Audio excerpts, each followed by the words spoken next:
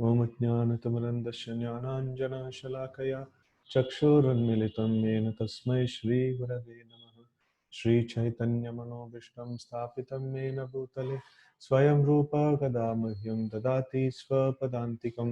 वन्देऽहं श्रीगुरून् श्रीयुतापदकमलं श्रीगुरून् वैष्णवांश्च श्रीरूपं साग्रजातं सहगना रघुनाथान्वितं तं सजीवं साद्वैतं सावधूतं परिजनसहितं कृष्णचैतन्यदेवं श्रीराधा कृष्णपादान् सहगना ललिता श्रीविशाखान्वितांश्च।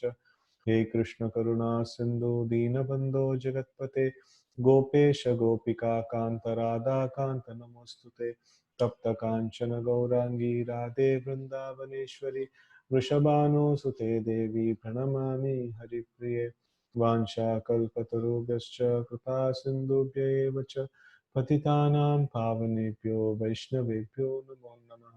जय श्री कृष्ण चैतन्य प्रभु नित्यानंद श्री अद्वैत गदाधर श्रीवासादि गौर भक्तवृंद। हरे कृष्णा कृष्णा कृष्णा हरे हरे, हरे Ram Ram Ram Hare Hare. Okay, so we will continue from where we left. It is from 23rd sloka of 7th chapter of 2nd canto. So we are seeing a list of various incarnations of the Lord. That's the thing that is going on. Okay. अस्मत् प्रसाद सुमुखः कलया कलेश इक्ष्वाकुवंश अवतीर्य गुरोर्निदेश निदेशे तिष्ठन् वनं सदयितानुज आविशेष यस्मिन् विरुध्य दशकन्दर आर्तिमार्च. Due to his causeless mercy upon all living entities within the universe, the Supreme Personality of Godhead, along with his plenary expansions, appeared in the family of Maharaj Ikshvaku as the lord of his internal potency, Sita.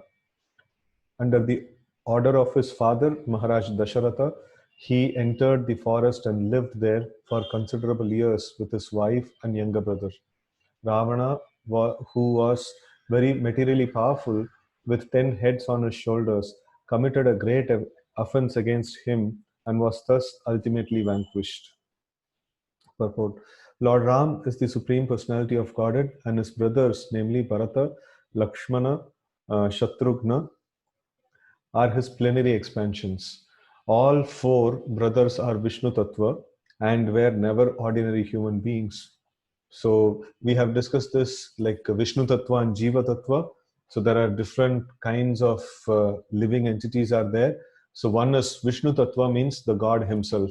So like Matsya, Kurma, Varaha, Narsimha, Vamana, all these belong to Vishnu Tattva. Vishnu Tattva is Krishna himself in different forms.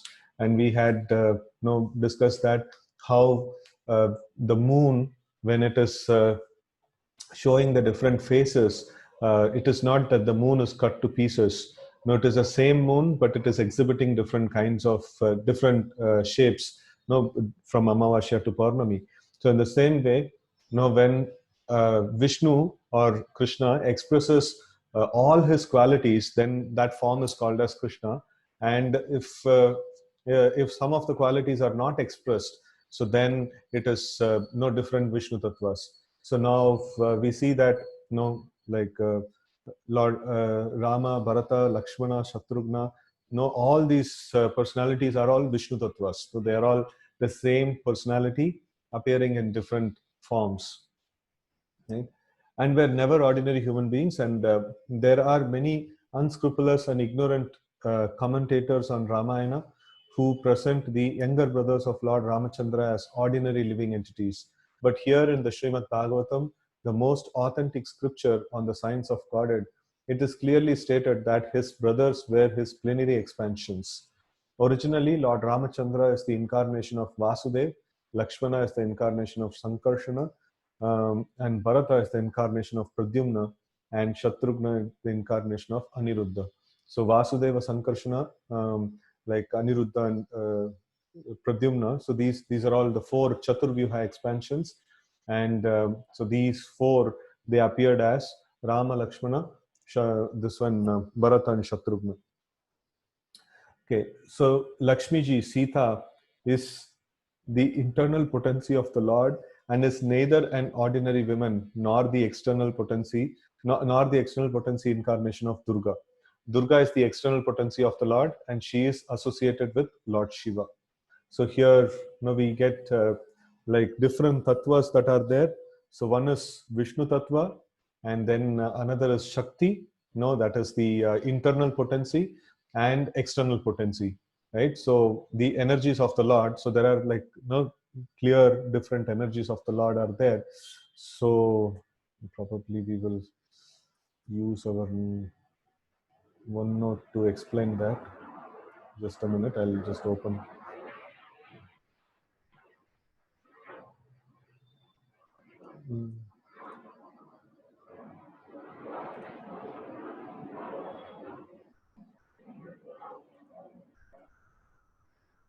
So, as we did last time,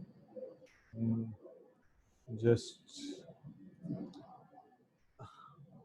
so there is Vishnu Tattva is there, that is God Himself, and then we have different energies of the Lord. So, as we had previously described, so there is the whole creation can be explained as the Lord and His energies, right? So the Lord has multifarious energies, and what we are trying to do is just a categorical study of different energies. So the Vishnu, he has one kind of energy is the internal potency. Internal potency is what? Sat, Chit, and Ananda. So in that, many varieties are there again. So, but we are not going to get into that. So now Sita Devi or Lakshmi Devi, they are the internal potency of the Lord, and they they are all the time. They are they can never fall into this material world, or they can never get contaminated and things like that. So they are completely the internal potency of the Lord, right? And then there is another thing is external potency of the Lord. So that is the Durga Devi. External potency, the what is the powers of Durga Devi? The three modes of nature, that is no part of external potency.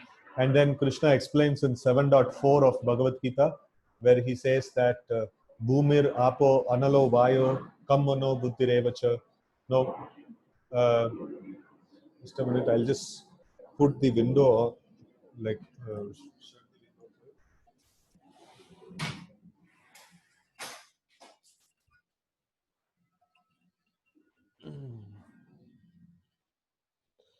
Okay.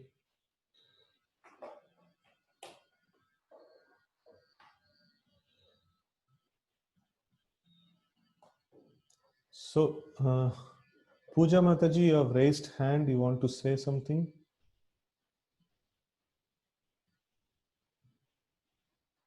Okay.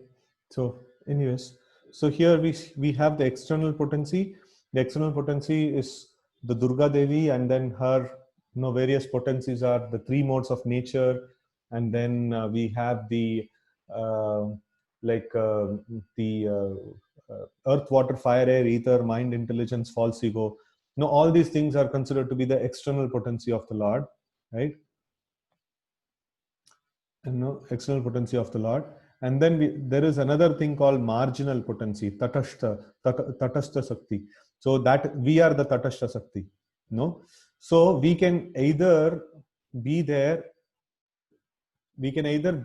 under the protection of internal potency, or we can either be there in the protection of external potency.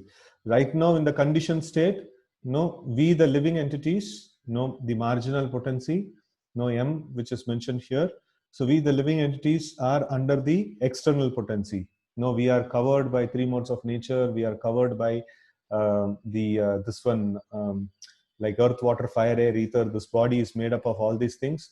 So we are under the care of the external potency. So, but we can also be there under the care of internal potency. So if we go back to the spiritual world, so we are under the shelter of Lakshmi Devi or Sita Devi or Srimati Radharani. So that is the this one shelter, that is the ashraya. So like we have to be there under one of the energies, either external or internal. So right now we are there in the external energy. We have to transfer ourselves to the internal potency of the Lord, right? So Vishnu Tattva means the master of all the energies. No, he is not one of them. Like no, he is like completely superior. No, so Vishnu and his internal potency, external potency, and marginal potency. This is broad classification. There is so much more details are there, within them. So we are not going to that. So we can just understand this broad classification right now, right? So with this, I'll get back to the session now. Okay. So now we see that Durga Devi, she is associated with Lord Shiva. So Lord Shiva is also Ishvara Tattva. So we know from Brahma Samhita, Lord Brahma explains that what is that? The Shiva is not Vishnu Tattva, but then he belongs to the Ishvara category. He doesn't belong to the Shakti, any of the Shaktis over there.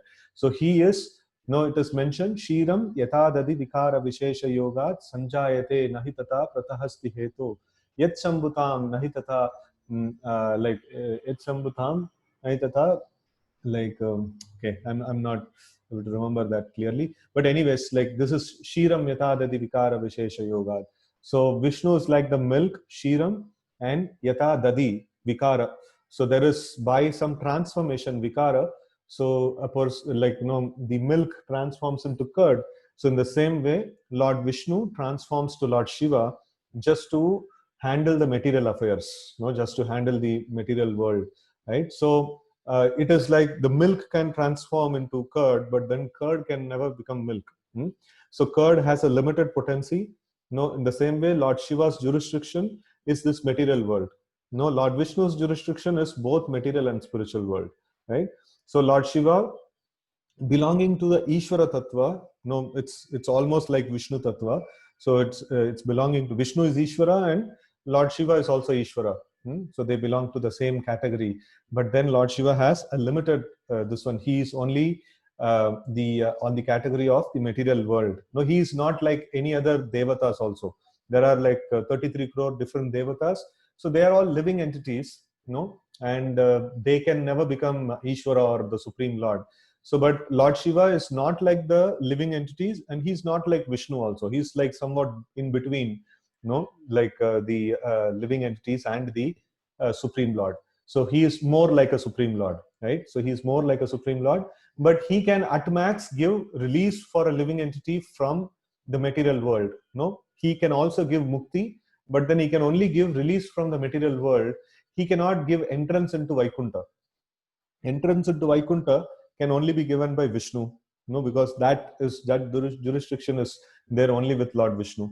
So Lord Shiva can let us loose of the jail, because he is the superintendent of jail, of this material world, or Durga Devi is the superintendent, and Lord Shiva is the controller of Durga Devi. So in that way, like Lord Shiva can let loose the living entities outside of this material world. That is considered to be one kind of moksha, but then he cannot give the real moksha, that is to be situated on the spiritual world, Vaikuntha Loka. So in that way we can understand that this Lakshmi Devi, she is the internal potency of the Lord, and she is not an ordinary woman. She is not like ordinary living entity like all of us. She is the internal potency of the Lord, right? And she is not even the external potency, that is Durga Devi. She is like Durga Devi is under the control of Lord Shiva.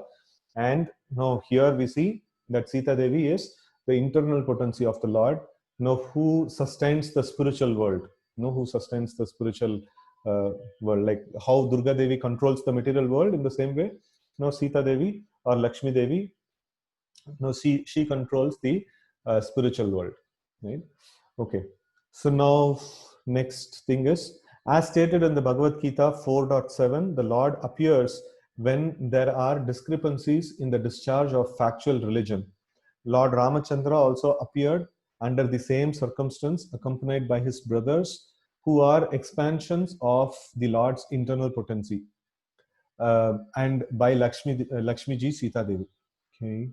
So Lord Ramachandra appeared under the same circumstance, accompanied by his brothers, who are expansions of internal potency, and by Lakshmi Devi, that is Sita Devi. So this is, he mentions Sambhavami Atma Mayaya. So Krishna mentions in Bhagavad Gita, I come by Atma Mayaya, not by the external energy. No, like he uses the internal energy for his appearance. So that means external energy means what? Earth, water, fire, air, ether, three modes of nature, and all those things. So Lord doesn't need the support to come into this world like that. So when we want to come into this world, we want to have a body. No, we need to have a body which is made of earth, water, fire, air, ether. But when Lord comes, he doesn't need all these things. No, he comes by his internal potency. No, that is the expansion of Sita Devi, no, Lakshmi ji, no, Sachidananda Vigraha. So Lord is called as Sachidananda Vigraha. So he doesn't require the support of external potency for his appearance. He Sambhavami Atma Mayaya. So when he comes through his internal potency. Right? So Lord Ramachandra was ordered by his father, Maharaj Dasharatha, to leave home for the forest under awkward circumstances. And Lord, as the ideal son of his father, carried out the order even on the occasion of his being declared the king of Ayodhya. One of his younger brothers, Lakshmanji, desired to go with him, and also his eternal wife, Sita ji, desired to go with him. The Lord agreed to both of them, and all together they entered the Dandakaranya forest. So to live there for 14 years. Okay. So during this stay in the forest, there was some quarrel between Ramachandra and Ravana, and they later kidnapped the Lord's wife Sita. The quarrel ended in vanquishing of the greatly powerful Ravana along with all his kingdom and family. Sita is Lakshmiji, or the goddess of fortune, but she is never to be enjoyed by any living being. She is meant for being worshipped by the living being along with her husband, Sri Ramachandra. A materialistic man like Ravana does not understand this great truth, but on the contrary, he wants to snatch Sita Devi from the custody of Rama and thus incurs great miseries. Right? So this applies to us. No, all that we see, no, is energy of the Lord. All that we possess is energy of the Lord, and no, it should be applied in the service of the Lord. So we should not have this Ravana mentality that everything that exists belongs to me and it is for my exploitation. So then it becomes Ravana mentality, right? So we should have the devotee. No, we should be devotee of the Lord, and we should understand everything that exists belongs to the Lord, and it is for his pleasure. No, it should be used for the Lord's pleasure, right? So the materialists who are after opulence and material prosperity, which may take lessons from the Ramayana, that the policy of exploiting the nature of the Lord without acknowledging the supremacy of the Lord is the policy of Ravana. Ravana was very advanced materially, so much so that he turned his kingdom Lanka into pure gold or full material wealth. But because he did not recognize the supremacy of Lord Ramachandra and defied him by stealing his wife Sita, Ravana was killed and all his opulence and power were destroyed. Lord Ramachandra is a full incarnation with 6 opulences in full, and he is therefore mentioned in this verse as Kaleshaha, or master of all opulences. Okay. So text 24. Yasma adad udadir uda bhayanga vepo margam sabatyari puram haravad didikshaho dure shuhan matitha rosha sushona drishtya tapyamana makaroraga nak Nakrachakraha. Okay. The personality of Godhead Ramachandra, being aggrieved for his distant intimate friend Sita, glanced over the city of the enemy Ravana with red hot eyes like those of Hara, who wanted to burn the kingdom of heaven. The great ocean, trembling in fear, gave him his way because its family members, the aquatics like the sharks, snakes, and crocodiles, were being burnt by the heat of the angry red hot eyes of the Lord. Right? So, purport: the personality of Godhead has every sentiment of a sentient being, like all other living beings, because he is the chief and original living entity, the supreme source of all other living beings. He is the Nitya, or chief amongst all other eternals. No, he is the chief one, and all others are dependent many. The many eternals are supported by one eternal, and thus both eternals are qualitatively one. Right? So this is basically Prabhupada is giving the translation of this sloka, that is Nityo Nityanam Chetanas Chetananam Eko Bahunam Yo Vidadati Kaman. So that's a very important sloka from I think Kathopanishad, so which says that no Nityo Nityanam. Nityanam means like no plural. So there is like many eternal beings are there. Nitya means eternal, and there are many eternal beings are there. So amongst that Nityo Nityanam, no, that one Nitya, no, which is like amongst all the other eternal beings, and Chetanas Chetananam. So that one conscious being amongst all other conscious beings, Eko Bahunam Yo Vidadati Kaman. So that one entity is supplying the needs and desires, so, no, of all the eternal beings. No, that is the way like no, this is mentioned. So Nityo Nityanam Chetanas Chetananam Eko Bahunam Yo Vidadati Kaman. So that's the thing that Prabhupada is mentioning here. No, he is the Nitya, or chief amongst all other eternals. He is the chief one, and all others are the dependent many. The many eternals are supported by one eternal, and thus both the eternal are qualitatively one. So there is, we are spirit souls. The Lord is also spirit soul, but he is the original spirit soul, and he is Vibhu. He is such a powerful person that he fulfills the desires of all other souls. Right. So qualitatively, we both are, the Lord and us both are spirit, but then in quantitatively, like no, the Lord is very huge. He can supply the needs and necessities of all the living entities, and no, we can only be dependent on the Lord. Right. Due to such oneness, both the eternals continually have a complete range of sentiments. But the difference is that the sentiments of the chief eternal are different in quantity from the sentiments of the dependent eternals. Right? So this is like the quantity is different. Like for example, if we want to be merciful, or if we want to be charitable, so we can be charitable to certain set of people. That's all. No, we can only extend our quality to some extent. That's all. But then when the Lord wants to be merciful, he becomes the Paramatma and stays in the heart of every single living entity, and innumerable living entities are there, and he is helping each and every one of them. Right? So that is not possible. Even if we try, no, it is not possible for us to help each and every living entity. But the Lord is no unlimited in all the sense. So in that way, like he can, he can be there. His magnitude is like really amazing. No, so in that way, like his qualities are really unlimited. Right?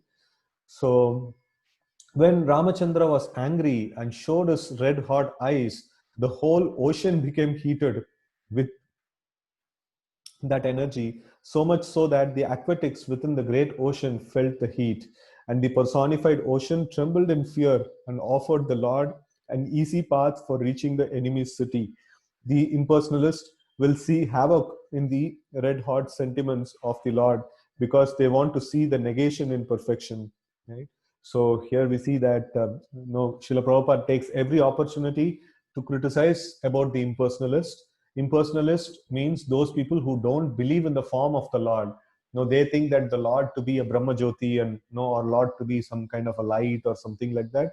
No, such people, they are negating the personal form of the Lord. It's like saying, if an impersonalist were to say that Lord doesn't have a form, we should be angry in such a way that it's as good as saying like, no, my father doesn't exist. No, so it is like that. So the Lord exists. Our real father, the Lord exists, and the Lord has a form, and it's so beautiful. So the impersonalists say that no, the Lord doesn't have a form, right? So they will see the havoc in the red hot sentiments of the Lord, because they want to see negation and perfection. So because the Lord is absolute, the impersonalists imagine that in the absolute, the sentiment of anger, which resembles mundane sentiments, must be conspicuous by absent. So this is one of the imperfect analysis of the impersonalists. So impersonalists, what do they do? Like they say that, okay, in this material world, all this duality is there, right? So yesterday also we were seeing that, dvandva vimukta, like we have to be freed from all the dvandva, all the dualities of this world. Okay, so what is duality? Being very nice and being very angry. This is like two different this ones. Like that's the duality of this material world. And friends and enemy, is a duality. So then, why is Lord having enemy, and why is Lord making friendship, with some people, and why is Lord making enmity with some people? So Lord should be absolute. He should not have this duality in him, right? So this is a problem, and so that is why, what do the impersonalists do? The impersonalists say, okay, the Lord, the absolute truth is completely, absolute truth means like it is in the absolute plane. There is no duality over there. There is no friendship and enmity. There is no like no love and hatred. No, these kind of things are not there. No, they just negate all these dualities, and what remains is a nirakar, nirvisesh, nirguna, no Brahman. No, that's their idea of the absolute truth. But then the Vaishnavas, they give a very wonderful explanation for this. They say that so the Lord is absolute. No, he may have anger, but then he is simultaneously loving also.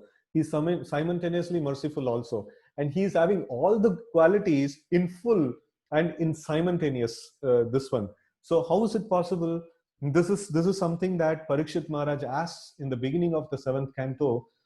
He says that, why is it that the Lord comes and befriends the Indra, and then he favors him, and then he kills the demons, and he actually he takes the side of the devatas, and then he sees the this one demons as his enemies, and then he kills them. So why, how can this duality be there in the Lord is supposed to be absolute, beyond all this friendship, enmity, love, hatred, and things like that. Why is he taking sides like this? So then Sukadeva Goswami says, oh, this is very, very wonderful question. In this way we can actually understand the Lord in a nice way, right? So I would like to just take you to that section. It's a very, very nice section in Srimad Bhagavatam. I'll share a different screen here. So here we see that Srimad Bhagavatam is a very important section which talks about the this one Supreme Lord is equal to everyone, right? So I'll just make the screen a little small so that in mobile also it will be visible proper. Okay, so here we see. So King Parikshit inquired, my dear Brahmana, the Supreme Lord, the Supreme Personality of Godhead Vishnu, being everyone's well-wisher, is equal and extremely dear to everyone. How then did he become partial like a common man for the sake of Indra and thus kill Indra's enemies? How can a person be equal to everyone, be partial to some and inimical towards others? Right? So Lord Vishnu himself, the Supreme Personality of Godhead, is the reservoir of all pleasure. Therefore, what benefit would he derive from siding with the demigods? What interest would he fulfill in this way? Since Lord is transcendental, why should he fear the asuras, and how could he be envious of them? Right. So these kind of qualities are common. The living entities may have, but then how can the absolute truth, the Supreme Lord, who is beyond the dualities, how can he have such qualities? Right. So greatly fortunate and learned Brahmana, whether Narayana is partial or impartial, has become a subject of great doubt. Kindly dispel my doubt with positive evidence that Narayana is always neutral and equal to everyone, right? So then the great sage Sukadeva Goswami said, my dear king, you have put before me an excellent question. discourses concerning the activities of the Lord, in which the glories of his devotees are also found, are extremely pleasing to the devotees. Such wonderful topics always counteract the miseries of the materialistic way of life. Therefore, great sages like Narada always speak about Srimad Bhagavatam, because it gives one the facility to hear and chant about the wonderful activities of the Lord. Let me offer my respectful obeisances unto Srila Vyasadeva and then begin describing topics concerning the activities of Lord Hari. Right? So the Supreme Personality of Godhead Vishnu is always transcendental to material qualities. Therefore, he is called as Nirguna, or without qualities. Guna means generally it talks about the three modes of material nature, no, Sattva Guna, Raja Guna, and Tama Guna. So these three qualities are absent in the Supreme Lord. The Lord is present in Vishuddha Sattva, no, or the pure mode of goodness. So generally, no, as a matter of negation, no, we call the Lord as Nirguna. Nirguna means it's like when we say that do not drink and drive. No, it's obvious that it is mentioned that you should not drink liquor and drive, right? So in the same way, here Nirguna means there is no material qualities. No, it is the Lord has unlimited spiritual qualities. No, like Sarva Guna Sampanna, but then like Lord doesn't have any material qualities. No, that's what it means. No, when it's talked about Nirguna, because he is unborn, he does not have a material body. No, we discussed Sambhavami Atma Mayaya. He doesn't need material body, means external nature of the world. So he doesn't require the support of external nature, external energy. He comes through his internal energy, right? So he doesn't have a material body, to be subjected to attachment and hatred. Although the Lord is always above the material existence, through his spiritual potency, he appeared and acted like an ordinary human being, accepting duties and obligations, apparently like a conditioned soul. Now, it is just to set an example, for all of us, he comes, but actually he doesn't have, he doesn't go through the pains and pleasures how we go through. No, his thing is completely different. What the Lord is displaying. That is why Lord's pastimes, if we discuss, we become purified, right? So because he is beyond the three modes of nature. No, the Lord's anger is beyond the three modes of nature. Our anger is because of mode of passion. When mode of passion becomes increased, then anger and varth and things like that will come. When Lord becomes angry, it is not because of mode of passion. It is transcendental. It is completely beyond the modes of goodness. So that is what Parikshit Maharaj is asking, that please give some proper evidence and explain to us that he is beyond the three modes. How can we understand that Lord is always pure? He is not contaminated by the three modes of nature. So that is what the Sukadeva Goswami is telling. My dear King Parikshit, the material qualities, Sattva Guna, Raja Guna, and Tama Guna, all belong to the material world and do not even touch the Supreme Personality of Godhead. These three gunas cannot act by increasing or decreasing simultaneously, right? When the quality of goodness is prominent, the sages and demigods flourish with the help of that quality with which they are infused and surcharged by Supreme Lord. Similarly, when mode of passion is prominent, the demons flourish, and when ignorance is prominent, the yakshas and rakshasas flourish. Right. So in Kali Yuga is supposed to be like more of the time of ignorance. More the ignorance. As the Kali Yuga progresses, the influence of ignorance will become more and more, right? So that's why it is very, very dangerous period of time, actually, Kali Yuga is. And we see that Yaksha Rakshasas means like those people who are fully dipped into sense gratification.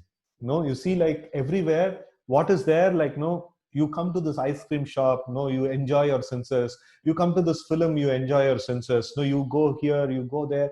Everything that is advertised about us in the outside world is like completely about sense gratification, and everybody is okay with that. This is a civilization of either the demons or the rakshasas. That's the civilization that is going on, right? So the Supreme Personality of Godhead is present in everyone's heart, fostering the reactions of Sattva-guna, Raja-guna, and Tama-guna. So based on our association, based on our desire, so he is just facilitating our association with these different modes, right?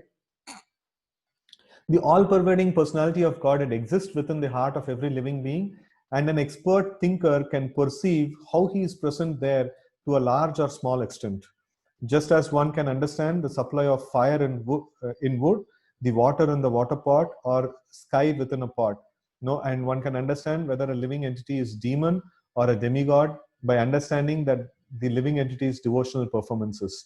A thoughtful man can understand how much a person is favored by the Lord by seeing his actions. Okay, so there is a lot more content is there. No, we will go to the exact point of this one. So this was, during the Rajasuya sacrifice. So when Shishupal was criticizing, Sukadeva Goswami is going to narrate that story.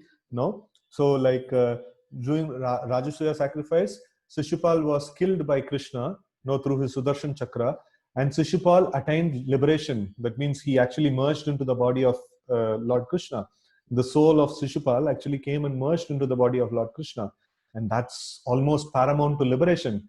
And Maharaj Yudhishthira, he saw that and he was asking, it is wonderful that the demon Shishupal merged into the body of Supreme Personality of Godhead, even though extremely envious. This Sayujya Mukti is impossible to attain even for great transcendentalists. How then did the enemy of the Lord attain it? So now, this question is going to give rise to a nice answer, which is going to answer the first question that we had. The Lord's enmity is also purifying, right? Lord's friendship is purifying, Lord's enmity is purifying, right? So both are purifying. So here, if we have friendship with somebody, we favor them. And if we have enmity towards somebody, we actually create, we do harm to them, right? So that's how it works for us. But then for the Lord, if the Lord shows friendship to somebody, that person is a gainer. And if Lord shows enmity towards somebody, even that person is also gainer, because the Lord is transcendental and absolute. He can only give gain to somebody, and he cannot. That's the absolute nature of the Lord, right? So that we will see, like in the next few slokas, it will be clear. Oh, great sage, we are all eager to know the cause of this mercy of the Lord. I have heard that formerly King. Okay, so we'll just skip a little bit more. And then, okay, so this is a powerful sloka. So text 23 of 7th canto, 1st chapter. The great sage Naraji said, O king, blasphemy and praise, chastisement and respect are experienced because of ignorance. The body of the conditioned soul is planned by the Lord for suffering in the material world through the agency of external energy. Right, so we get disturbed by, or if somebody gives respect to us, we get so much happy, and somebody chastises us, we become very, very morose. So these are all experienced because of ignorance. This is all experienced because of ignorance, and this material body and mind is framed in such a way to react to all these things: blasphemy, praise, chastisement, respect, and things like that. So all this duality is there with us. We have these dualities, but Lord is not affected by these things, right? So, my dear king, the conditioned soul, being in the bodily concept of life, considers his body to be his self and considers everything in relationship with the body to be his. Because he has this wrong conception of life, he is subjected to dualities like price and detachment, chastisement.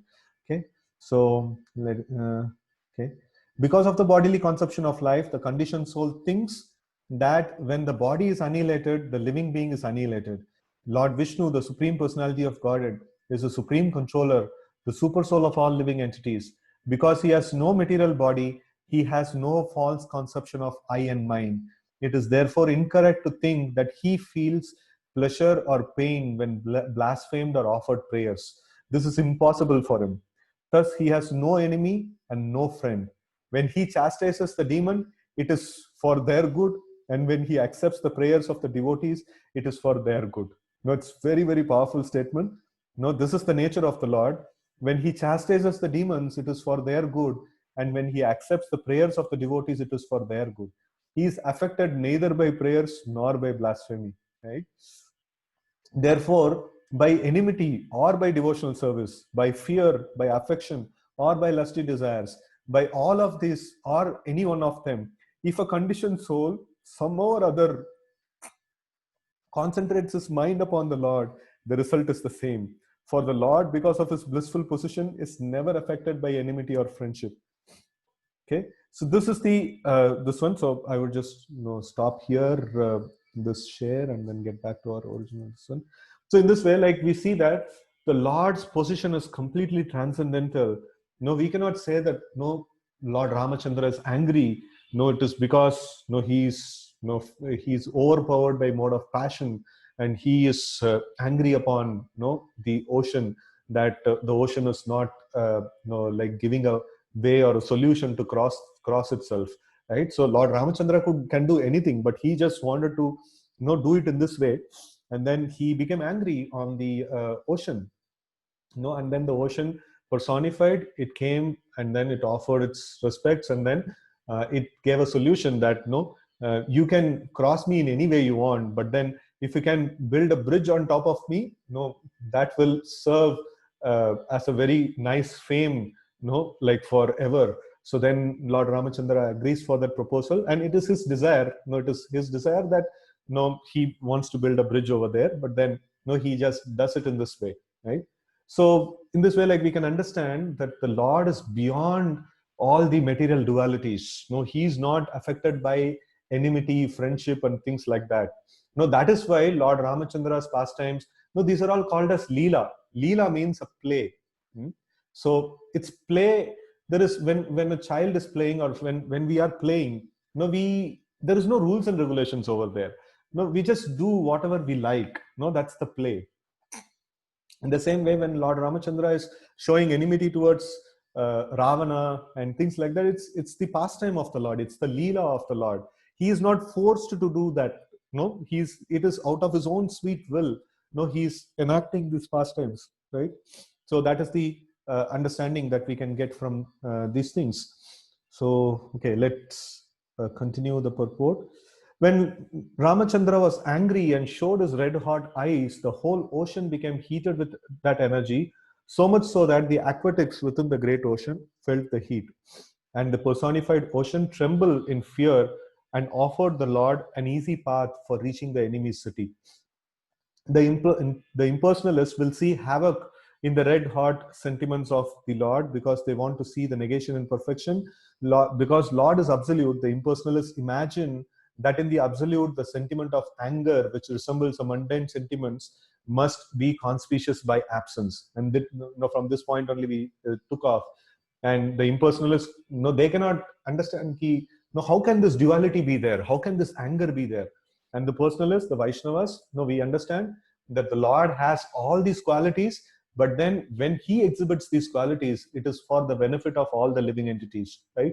So in that way, like Lord is all good, all the time. Whether he becomes angry on us or whether he becomes favorable to us, in whatever way, it is all favor that we get from the Lord, right? So due to a poor fund of knowledge, they do not realize the sentiment of absolute person in transcendental to all mundane concepts of quality and quantity. So this word transcendental means beyond all material things. It is spiritual existence. And specifically the word transcendental we use whenever there is we want to denote that the Lord is beyond the dualities, beyond the friendship, love, enmity, or no hatred and things like that and all. So beyond these dualities, the Lord is like completely pure. So like note that we use this word transcendental, right? So like sentiments of absolute person is transcendental to all mundane concepts of quality and quantity. Had Lord Ramachandra's sentiment been mundane origin, how could it disturb the whole ocean and its inhabitants? Can any mundane red hot ice generate heat in the great ocean? These are factors to be distinguished in terms of personal and impersonal conception of the absolute truth. As it is said in the beginning of Srimad Bhagavatam, the absolute truth is the source of everything. So absolute person cannot be devoid of sentiments that are reflected in the temporary mundane world. Rather, the different sentiments found in the absolute, either in anger or in mercy, have the same qualitative influence, or in other words, there is no mundane difference of value because of these sentiments are all on the absolute plane. Such sentiments are definitely not absent in the absolute, as impersonalists think, making their mundane estimation of the transcendental world. Right? So the Lord has all the sentiments, and his sentiments are not like our sentiments, no. So his sentiments are completely absolute and purifying, right? So that is the way to understand. And in fact, like, because the Lord has the quality of anger, no, we also have. If everything should have its origin in the Lord, janmadhyashya tonvayad itaratas charteshva abhigyaswarat, janmadhyashya, like, no, that means the origin of everything is the Lord. So that means if anger is there existent in this world and it doesn't have an existence in the Supreme Lord, so how can we explain this concept? No, how can we explain this concept that Lord is the origin of everything, but then anger is no, anger is not from him. So everything is there in him. No, there is nothing which is not there in him. Even no stealing, the propensity of stealing is there in the Lord. No, he is known as Makanchor, no, butter thief. No, he steals, and that is, no, he is the original stealer. No, he is the original thief, right? So, no, butter thief. So, like, and that propensity is there, like people are stealing here, right? So when Lord steals, no, it is Leela and it is purifying. And when we steal, no, it is a criminal act. Right? So it is a criminal act. So in that way, like, we see that no, the Lord is not limited to certain things. Lord is the origin of everything, and everything should have its origin in the Lord. And that's the complete definition of the Lord. So the impersonalists cannot fit all these ideas into their mind. They just simply say, okay, fine, negate all the qualities, and what remains, that nirvisesh, nirakar, that is the absolute. No, that's the easiest no way of doing thing, but then it is a big blunder, right? So it's a big blunder. So that's the problem of the impersonalists, right? Okay, so such sentiments are definitely not absent in the absolute, as impersonalists think, making their mundane estimation of the transcendental world. Transcendental world is really amazing. No, the spiritual world is really amazing. It has all that we see and much more, and in a very pleasant and pleasurable way, right? Text 25. Vakshasthale sparsha rugna mahendra vaha danter vidambita kakshu kakubjusa udahasam sadyo subhi sah vineshyati darahartur vispurjithair danusha ucharatho dishainye. Okay, when Ravana was engaged in the battle, the trunk of the elephant, which carried the king of heaven Indra, broke in pieces, having collided with the chest of Ravana. And the scattered broken parts illuminated all directions. Ravana therefore felt proud of his prowess and began to loiter in the midst of the fighting soldiers, thinking himself the conqueror of all directions. But his laughter, overtaken by joy, along with his life air, with his very air of life, suddenly ceased with the tingling sound of the bow of Ramachandra, the personality of Godhead. Very, very poetic verse, right? So, no, Ravana's power is mentioned here. No, even this one, what is that? The elephant carrier of Indra, when that elephant collided with the chest of Ravana, the elephant actually broke into pieces. No, it got split into pieces. That is the power of Ravana. And such person, no, he is like no, killed by Lord Ramachandra's arrows, right? Purport. However powerful a living being may be, when he is condemned by God, no one can save him. And similarly, however weak one may be, if he is protected by the Lord, no one can annihilate him. Right? Rake Krishna Mareke, Mare Krishna Rakeke. Like that. So no, it is, we don't need to be like worried about our power and no, our capacity. If we are devotees of the Lord, we are no, depending on the energy of the Lord and Shakti of the Lord. So we should be always very confident and no, bold enough, right? So that is the way like a devotee of the Lord should be. So it is like Prabhupada gives one example of, if a small child is there and then if he is attacked by somebody, but if his father is next to him, so he will not fear, because like no, he is as powerful as his father. No, because anything happens to him, his father will step into the scene immediately, right? So he is having that confidence, I am as powerful as the father. In the same way, a devotee of the Lord, he feels I am as powerful as the Lord, because anything happens to me, the Lord is going to step into the scene and he's going to, like, take charge of the scene. So in that way, like, a devotee of the Lord is very confident, and he is very bold in all the situations. Text 26. Bhumeha Shuthera, Shurethara Vartu Varuta Vimardithaya Klesha Vyavaya Kalaya Sita Krishna Keshaha Jata Karishyati Jananu Palaksha Margaha Karmani Chatma Mahimo Panibandhanani. When the world is overburdened by the fighting strength of kings who have no faith in God, the Lord, just to diminish the distress of the world, descended with his plenary portion. The Lord comes in his original form with beautiful black hair, and just to expand his transcendental glories, he acts extraordinarily. No one can properly estimate how great he is. Right? Purport. This verse is especially describing the appearance of Lord Krishna and his immediate expansion, Lord Baladeva. Both Lord Krishna and Lord Baladev are one supreme personality of Godhead.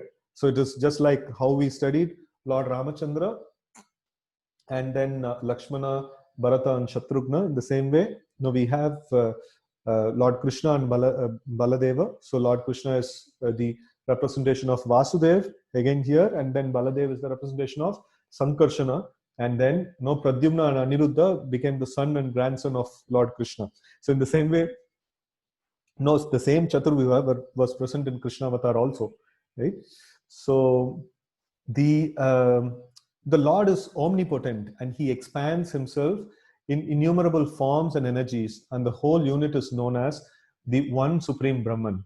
The extension of the Lord are divided into two divisions, namely personal and differential.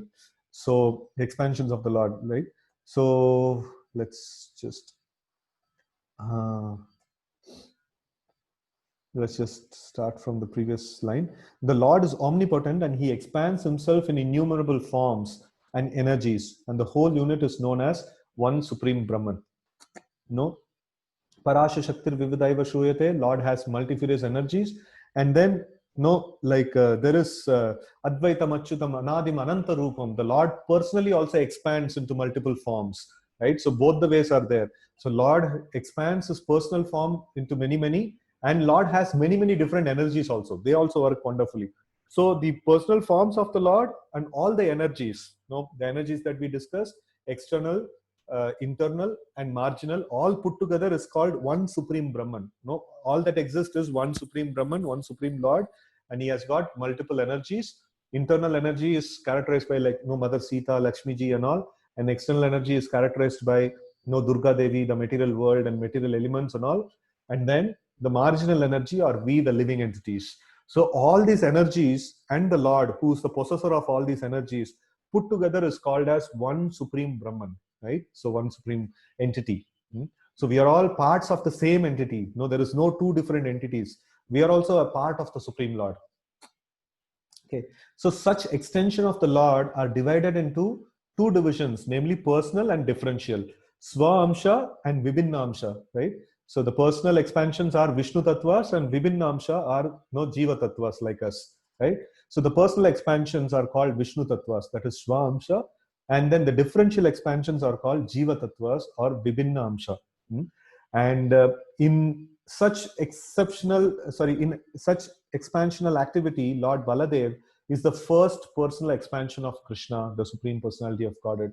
So, the Lord, amongst both the Swa-amsha and Vibhinna-amsha, the first and foremost expansion from Krishna is Baladev. Krishna is the original personality of Godhead, and from him, the first expansion that comes is Baladev. So in Vishnu Purana, as well as in the Mahabharata, both Lord Krishna and Baladev are mentioned as having beautiful black hair, even in their advanced age. So it is mentioned that Adyam Purana Purusham Navayavvanam cha. So he is the Purana Purusha, Krishna is the Purana Purusha. He is the most oldest person, Adyam Purana Purusha. But then how they are? Navayavvanam cha. They are ever fresh, like a Yavana, this one, Kaumaram Yavanam. So Yavanam is like this 16 years old. So Krishna never grows beyond the 16-year-old body, right? So Krishna did his childhood pastimes, and then his like after 16, like his body remains the same. No, he doesn't grow beyond that. So like that's why in the Bhagavad Gita picture also you will see that Arjuna and Krishna are of same age, but Arjuna is having big mustache and different kind of a physique, and Krishna is looking like a beautiful boy. You never see Krishna with the mustache, right? So Krishna is like always 16-year-old, like no fresh youth like that. Uh, Teens, no, he's in teens. That's all. No, he doesn't grow beyond his teens. So the Lord is called Anuplaksha Marga, or in still more technical terms, Avan Manasa Gochara, one who is never to be seen or realized by the limited senses, limited sense perception of people in general.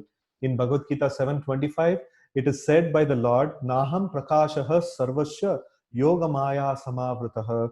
So no, I'm not like exposed to everyone. No, I'm covered by my Yoga Maya, right? So in other words, he reserves the right of not being exposed to anyone and everyone. Only the bona fide devotees can know him by his specific symptoms. And out of many, many such symptoms, one symptom is mentioned here in this verse. That is the Sita Krishna Keshaha. So that is like, no, Krishna Kesha. Krishna means black, and Kesha means like the, this one, the hair. So, or one who is observed always with a black, with a beautiful black hair. Both Lord Krishna and Lord Baladev have such hair on their heads, and thus, even in advanced age, they appeared like young boys, 16 years old. That is the particular symptom of the personality of Godhead.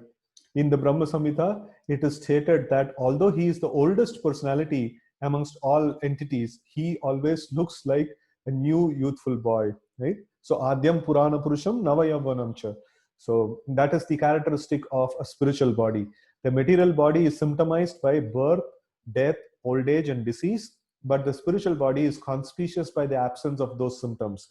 So spiritual body is never born, it is always existing, it never faces any death, and there is no old age in the spiritual body. It is always Navayavanam, and then it is free from all disease. Right, so this is a very nice incentive for us to go back to the spiritual world, right? So we can actually get such a body, which is free from birth, death, old age, and disease, right? Living entities who reside in the Vaikuntha Lokas in eternal life and bliss have the same type of spiritual body without being affected by any signs of old age. It is described in the Bhagavatam 6th canto, the party of Vishnudutas who came to deliver Ajamil from the clutches of the party of Yamaraj appeared like youthful boys, corroborating the description in this verse. It is ascertained, thus, the spiritual bodies in the Vaikuntha Lokas, either of the Lord or of the inhabitants, are completely distinct from the material bodies of this world. Therefore, when the Lord descends from that world to this world, he descends in his spiritual body, Atma Maya, Sambhavami Atma Maya, or internal potency, without any touch of Bahiranga Maya or external material energy, right? So the allegation that the impersonal Brahman appears in this material world by accepting a material body is quite absurd. Now, this is the allegation that the impersonalist put. So for them, what is that thing? Like, the absolute truth is Brahma Jyoti, but then, like when the Lord comes as the avatar, he takes a material body like us, which is made of earth, water, fire, air, ether. No, he requires a material body to come into this world. So that's actually it's actually apaman. No, it's actually a acquisition on the Lord. No, it's actually derogatory statement actually. So the Lord says, Sambhavami Atma Maya, I come by my own energy. I don't require the support of material energy. So, but then this impersonalists, they say, no, the Lord has to take a material body to come into this world. No, that's completely absurd, right? So therefore, the Lord, when he comes here, has not a material body, but a spiritual body. The impersonal Brahmajyoti is only the glaring effulgence of the body of the Lord, and there is no difference in quality between the body of the Lord and the impersonal rays of the Lord called Brahmajyoti. Now the question is why the Lord is omnipotent, whose omnipotent comes here to diminish the burden created upon the world by unscrupulous kingly order. I think we will take a little 2-3 more minutes and finish this purport, right? So it's just going to get over. So like now the question is why the Lord, who's omnipotent, comes here to diminish the burden created upon the world by unscrupulous kingly order. Certainly the Lord does not need to come here personally for such purposes, but he actually descends to exhibit his transcendental activities in order to encourage his pure devotees who want to enjoy life by chanting the glories of the Lord. Right? No, so why the Lord should come? So that like we can have this afternoon Bhagavatam session and discuss his glories. Now, if the Lord doesn't come, where will we get the content to discuss these things? So he comes here just to give us some content to discuss about him, right? So in Bhagavad Gita 9:13 and 14, it is stated that the Mahatmas, great devotees of the Lord, take pleasure in chanting the activities of the Lord. All Vedic literatures are meant for turning one's attention towards the Lord and his transcendental activities. Thus, the activities of the Lord in his dealings with the worldly people create a subject matter for discussion by his pure devotees. Right? So this is the purpose for which the Lord actually comes to this world. So I think there is some message that had come in the chat box. Okay, fine.